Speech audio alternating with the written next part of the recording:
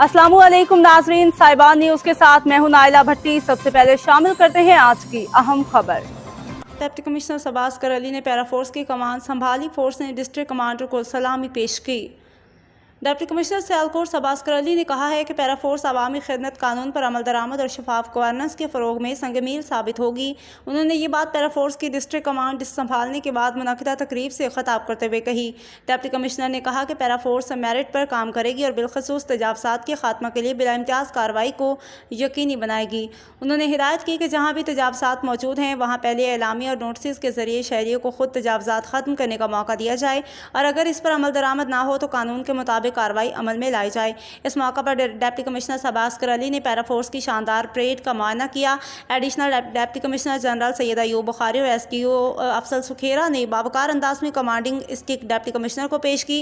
ये तकरीब सूबा भर के तमाम इस्लामी बैक वक्त मुनक़िद हुई, जिसने पैरा फोर्स की नज़्म ज़ब्त, अवामी खिदमत की आज़म और शफाफ तर्ज़ हुक्मरानी के फ़रोग़ को मज़ीद उजागर किया।